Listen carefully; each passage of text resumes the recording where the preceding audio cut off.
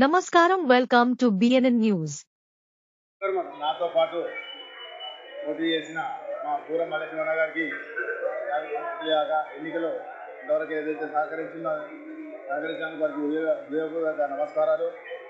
వారు కూడా మా కార్యవర్గంలో వస్తే సముచిత స్థానం కల్పిస్తానని, వారి సేవలు కూడా నేను వినియోగించుకొని సంఘ పద్మశాలి కుల బంధువులందరికీ ఇదొక నేను చేసే సేవలకు వాళ్ళ తోడు కూడా తీసుకొని ముందుకు వెళ్తానని మీ అందరూ ముందట సవినయంగా ఇందులో ఇంకా ఇవి నేను పెట్టిన 14 మేనిఫెస్టోనే కాకుండా ఇంకా రామశ్రీనివాస్ అన్నయ్య గారి ఆశయాలు ఇంకా చాలా ఉన్నాయి.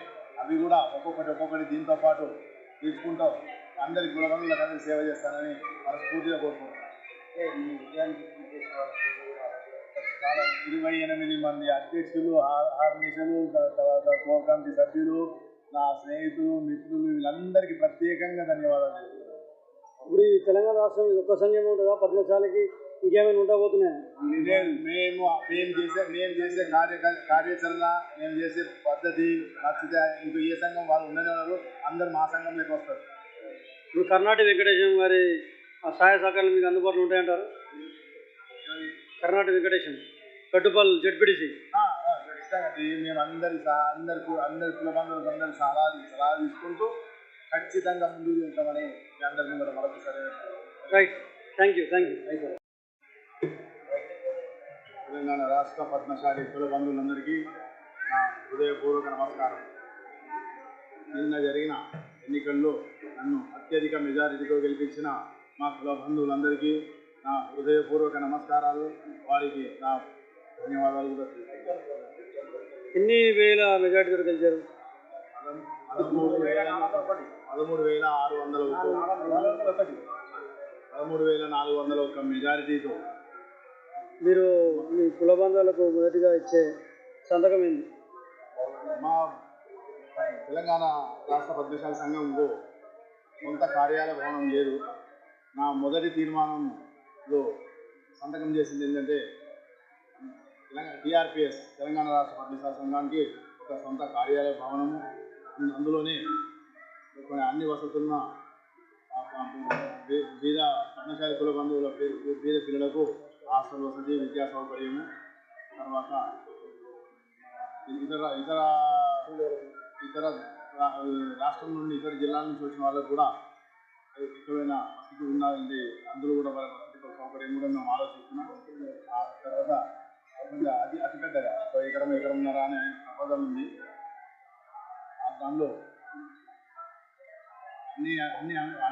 అన్ని వసతులతో కలిపి ఏర్పాటు చేయాలని మొదటి తీర్మానం చేసి. ఈ ఎన్నికలు మీకు ఎలా అనిపించినాయి?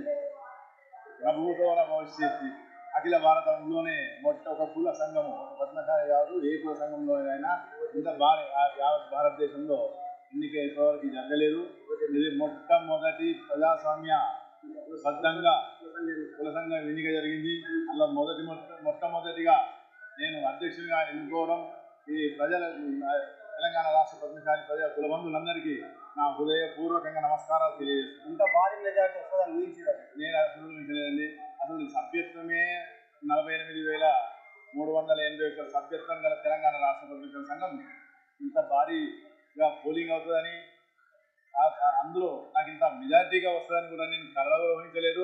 కానీ విలేజ్ గ్రామాలకు పట్టణాలకు పోతుంటే ఆ బ్రహ్మరథం బట్టి వాహనాలు, ర్యాలీలు, వారందరికీ నా హృదయపూర్వక ధన్యవాదాలు. ఖచ్చితంగా ఇప్పుడు మేము మా కుల బంధువులందరికీ వాగ్దానం చేస్తాం. మళ్ళీ నేను అధ్యక్షుడు ఎన్నికైన తర్వాత శాశ్వత సభ్యత్వాలు, సాధారణ సభ్యత్వాలు ఖచ్చితంగా మీకు దాని వివరాలు అందరికీ మీకు తెలియజేస్తాను. సభ్యత్వం నమోదు కూడా కార్యక్రమం మొదలవుతుంది. ఈ కాల పరిమితి ఎన్ని సంవత్సరాలు ఉంటుంది? 5 సంవత్సరాలు. Thank you. మాకు నా మేనిఫెస్టోలో 14 ఉన్నాయి. 14 విషయాలు వెల్లడించాము. అవి అందులో ఆ మేనిఫెస్టో ప్రకారంగా ఒక్కొక్కటి ఆ కోర్ కమిటీ 33 జిల్లా అధ్యక్షుల సలహా మేరకు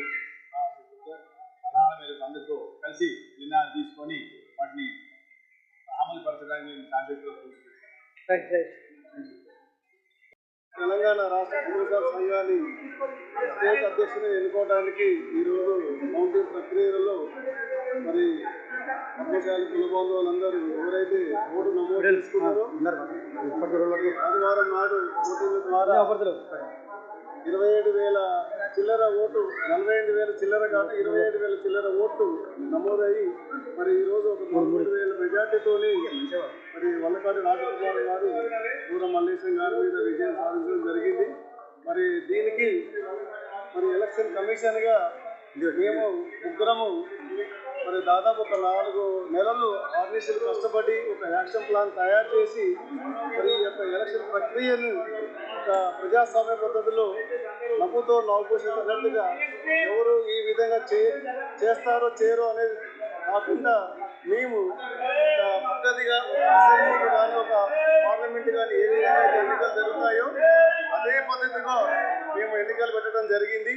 దానికి మరి మాకు నోడల్ ఆఫీసర్ కావచ్చు, జిల్లా ఎన్నికల అధికారులు కావచ్చు, ప్రిసైడింగ్ ఆఫీసర్లు కావచ్చు, మరి జిల్లా పద్మశాలి సంఘం అధ్యక్షులు కావచ్చు, స్టేట్ బాడీ కోర్ కమిటీ వీళ్ళందరూ మాకు సహాయ సహకారం అందించడం వల్ల మేము ఈ యొక్క విజయాన్ని మరి మేము ఇవాళ పద్మశాలి కుల బాంధవులందరికీ ఈ సభాముఖంగా ఈ యొక్క మీడియా ద్వారా మేము తెలియపరుస్తున్నాం. మరి ఎందుకంటే భారతదేశంలో మరి యొక్క కుల సంఘంలో 48,000 చిల్లర ఓట్లతోని ఎక్కడ కూడా కనివిని జరగని రీతిలో ఎన్నికలు జరగలేదు.